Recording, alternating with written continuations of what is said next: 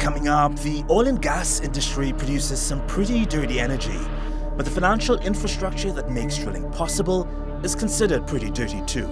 Because without finance, without insurance, without bank loans, without investments, none of these projects would go forward or could continue to operate. But banks and insurers say they're focused on hitting their own climate targets, blurring the lines and raising more questions than answers. Climate change needs a lot of resources, both on the mitigation and on the adaptation side. With oil and gas companies, mining companies, construction companies, transport companies are providing you with funding to help individuals whose home has been damaged by souped up storms caused by the climate crisis, caused by the very industry that's providing this relief effort. It's a strange irony. People would argue, why not just stop the industry so that there is no problem to fix? That's a great question. So, Just 2 degrees is on. Now, we want them to be accountable for the problem that they are causing. We want them to divest from more investments that are causing this problem.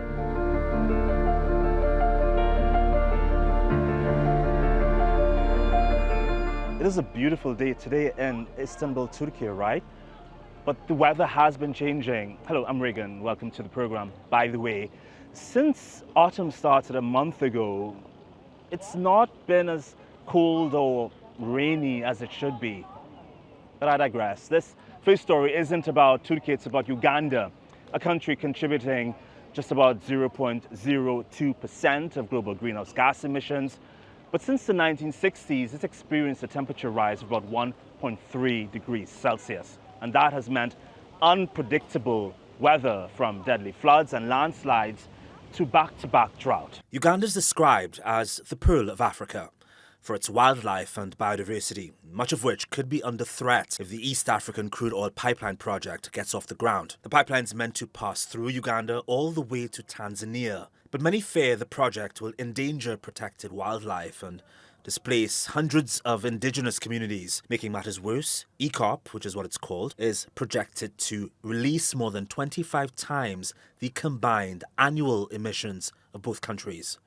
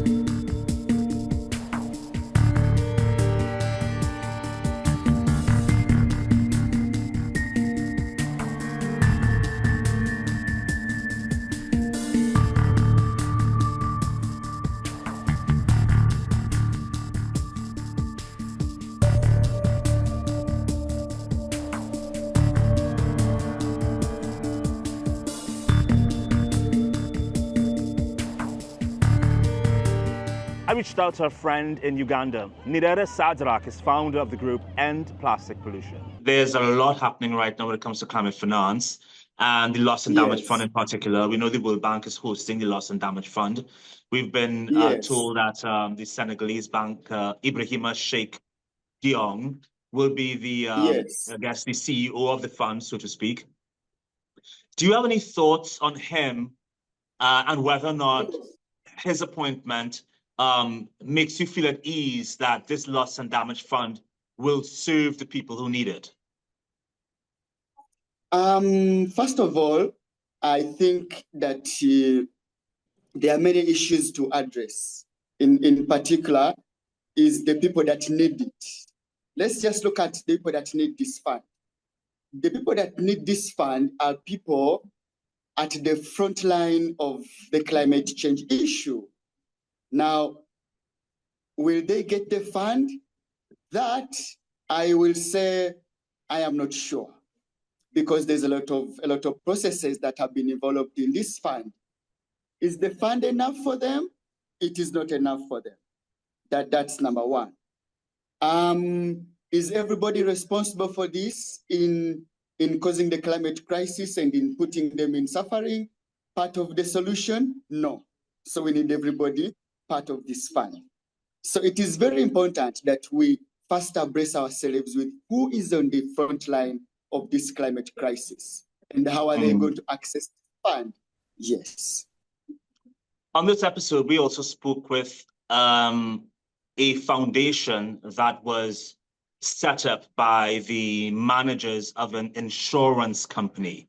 The insurance company has clients that involve companies in the oil and gas sector, mining, construction, transport, and they are also the major funder, major contributor to this foundation, which goes out and helps people. It says it helps people and organizations with climate preparation and mitigation, etc. I'm curious as to whether or not, say, this foundation approached you and wanted to help you after something happened, storm, drought, agriculture issue happened to you. Would you accept money from an organization that is funded by the oil and gas sector? I know it's a complicated question, but I'd love to hear the perspectives of people who are on the receiving end of grants. You see, I'll be very frank with you that it is very important that we push this fund in the right channels, from the right channels. Now, despite the fact that they will be right to provide the fund, however, if we are going to hold these corporations accountable, polluting companies accountable, if we are going to hold everybody that has been contributing to this challenge accountable, then it's not supposed to be an issue of money only. It is an issue of ethics. It's an issue of discipline. It's an issue of respect for humanity. It is an issue of responsibility. We want them to be accountable for the problem that they are causing. We want them to divest from more investments that are causing this problem. We want them to shift even further funding, further investments. We want to see their strategies, their business aims, their business goals, their achievements in the future be different from causing and wrecking the environment. So it's not about money. And as an individual, I don't think I can take that because it's not even enough. Let's talk about the amount. It's not even enough. If you're giving out 200 billion, 800 billion to countries in the global south, it's not enough because at the end of the day, we are facing so many challenges that are being ignored. Plastic pollution itself that my organization is fighting is contributing to climate change. So we want to see ExxonMobil, BP, we want to see all these Adanis, all these guys that have been investing so much in petrochemicals on the list with the Shells, the Totals, the Cobils of this world. So it's an issue that needs to be given much attention when it comes to us calling these companies to full responsibility for their environmental impact, which is negative. Yes.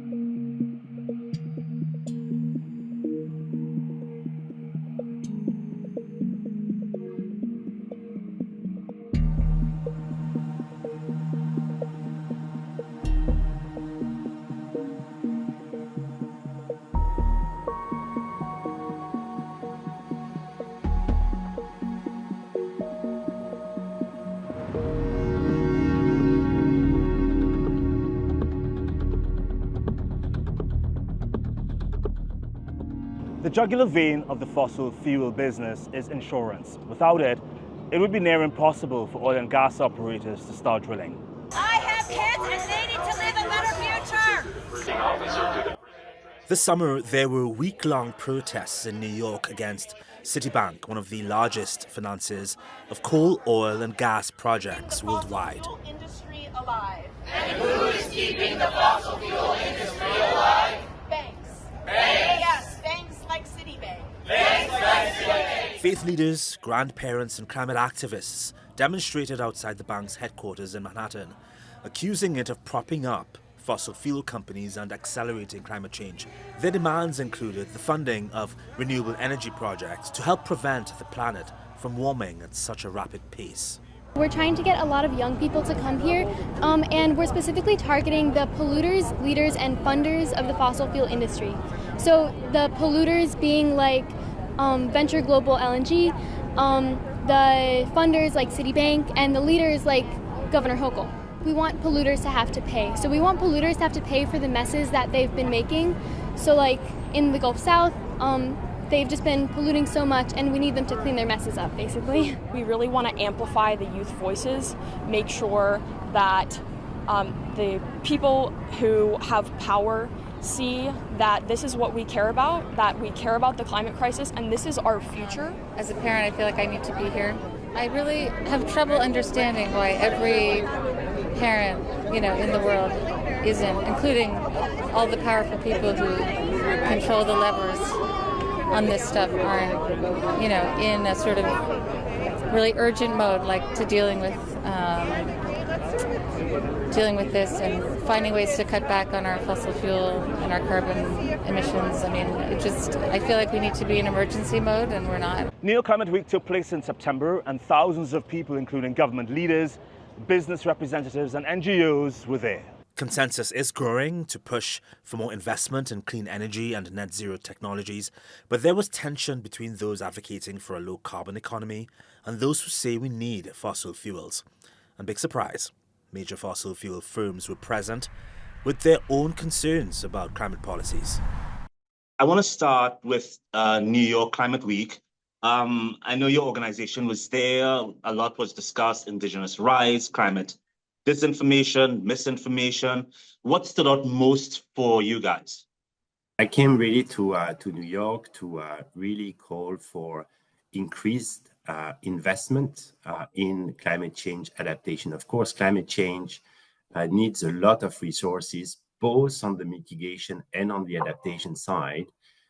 My organization is really involved in climate change adaptation, and we see that adaptation for the past few years has really been the poor child of climate finance. So really around a real call for adaptation to really be considered even more from a finance perspective. But also, I came to New York to engage with key stakeholders to talk more about climate adaptation efforts and actions, because actually there are lots of activities taking place, a lot of new programs, such as the Zurich Climate Resilience Alliance, that are really active on the ground, and there are lots of partnership opportunities within that. And we wanted to show that climate actions is happening, and really engage and offer those platforms for all our stakeholders to really consider acting more on the adaptation efforts. Somebody born in 2020 is likely to experience 8 times the number of heat waves, 4 times the number of droughts, 3 times the volume of crop failures, and 3 times the number of river floods than a person born in 1960. And I guess your presence at New York Climate Week was pretty timely, considering we're still in the midst of the hurricane season. Your organization, the Zurich Foundation, says it collaborates with employees, governments, NGOs to help people build resilience to climate hazards, as you said. Hurricane Milton, which is still swirling as we speak, for example, is a big problem for the US. What kind of advice would you give to residents there who will undoubtedly see stronger storms in the future, even this season? So as we see, climate change is materializing everywhere in the world through, for example, an extreme frequency and severity of extreme weather events, right? Both in terms of their numbers, but also in terms of their impact and strengths.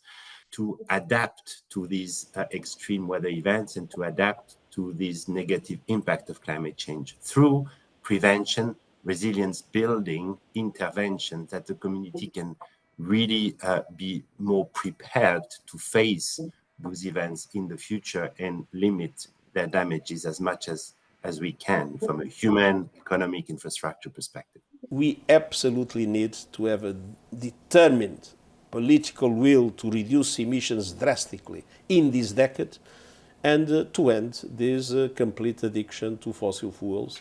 The phase out of fossil fuels is necessary, and I would say it is inevitable. The Zurich Foundation is a charitable foundation which is funded by various members of the Zurich Insurance Group and delivers on the insurance company's global community investment strategy.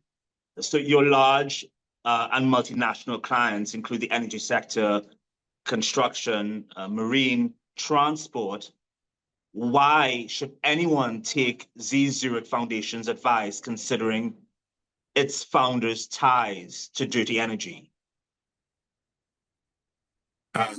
Well, we don't look at the commercial agenda of the Zurich insurance business, so that's more a question for Zurich Insurance, I would say. I believe what we try to do as a corporate foundation is bring the expertise and the resources that is coming from the business, risk management, risk expertise, and try to bring that closer to the communities who are the most vulnerable to the impact of climate change, right?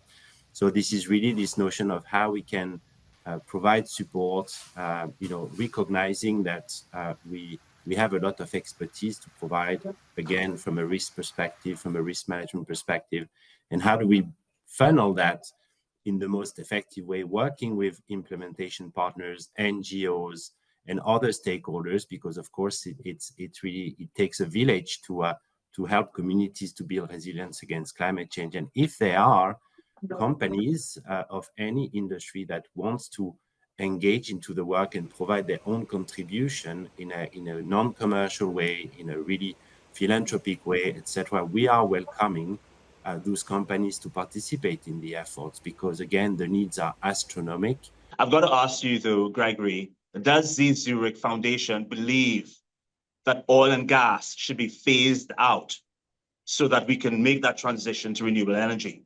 Phased out completely over time? This is not the agenda of the Zurich Foundation. I think the world needs a huge transition in order to meet the requirements that are needed to protect our planet. I don't think it's a question of one particular industry or activity. I think it's a profound transformation and transition that the world needs to take. And yes, many industries are with the need to transform themselves, right, to best support the transition agenda. So that's not really a topic or a position that the foundation has. With oil and gas companies, mining companies, construction companies, transport companies are providing you with funding to help individuals whose home has been damaged by souped-up storms caused by the climate crisis, caused by the very industry that's providing this relief effort. It's a strange irony. People would argue, why not just stop the industry so that there is no problem to fix? I mean, that's a great question. So if those companies were approaching the foundation, the foundation doesn't receive financial support from other organizations than Zurich, as I said, right? So if companies wants to do program and climate change adaptation efforts, they would directly work with NGO and implementation partners directly without going through the foundation. But let me just step back a little bit to your question. I think as I started the interview, there is two agendas in climate change, right? There is the transition and mitigation agenda, and there is the adaptation agenda. And I think what we call really is really for increased investment in both, right? So it's not that we look at who is doing adaptation efforts and for why.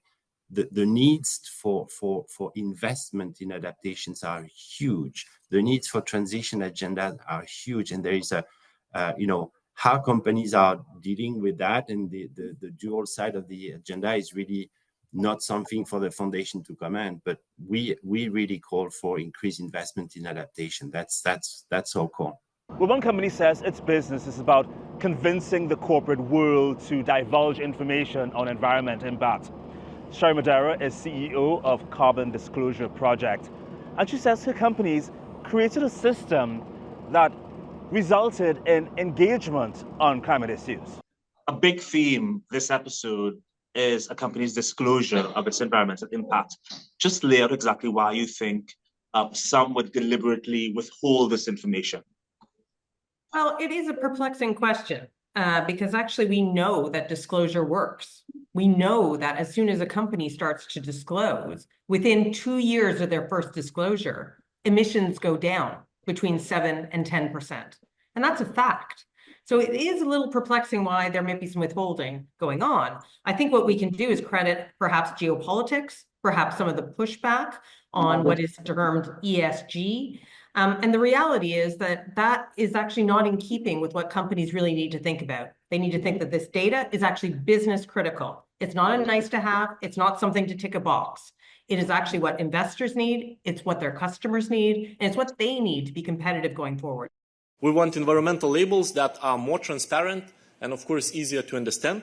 And for companies, we want a legal certainty and leveling the playing field on the internal market. And that will boost the competitiveness of economic operators who are striving to increase their environmental sustainability of their products and different activities. Common sense tells me that a company ready to disclose this information is also ready to change its business model to become more environmentally friendly. Is that why their emissions are going down once they disclose? Because they're already in that frame of mind where they are willing to change their business model. What we're finding is that companies that reveal this data to themselves start getting a mirror that they can look into. And that in itself drives action, because they're also thinking about how does this reflect on what type of business I am and how it is that more and more customers are asking for this data. How do I rank against my peers? What are the benchmarks? Am I above? Am I below? That competition element, I think, is what really drives the behavior. And once you have the first set of data, that spurs more. If the Carbon Disclosure Project, where you work, meets a company that might not be willing to disclose that information, what's your strategy in getting them to do so? Well, I think that we have to speak the language of business.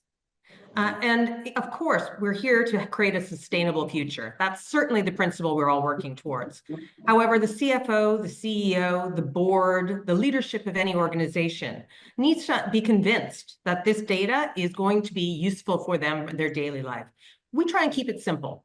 So we talk to the CFO about access to capital requiring this data, business efficiencies, your customer, and how you build your business efficiently, and finally, compliance. It's the ABCs. If we talk about the simplicity of that, this data is not for nice to have. It's actually must have in order to be competitive, and it actually limits you from doing exporting in the future. So if you have any business in Europe, you really are conscious of the fact that this data is needed in order to trade.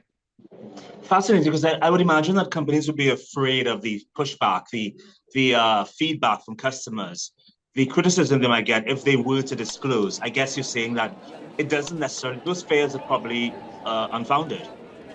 What I'm saying is that customers, investors, talent that are within your business, they take into account your sustainability, transparency in that data. And actually, I think that there's a real recognition that this is a journey. And if you're actually able to say, this is where we're at today, and this is what our plans are, that's where two elements come in that we also track as points of data. One is, what is your target? And the next is, what is your transition plan? And if you have a target and a transition plan, no matter where you start, you are making that effort. And I think that is what should take the fear out of starting the journey. Well, it looks as though it's about to rain here in Istanbul. Do you know where it got rain?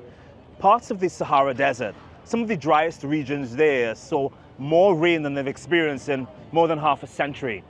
Around 20 people died and farmers lost their harvests. And scientists are predicting that there'll be more unpredictable weather in parts of that area in the coming years.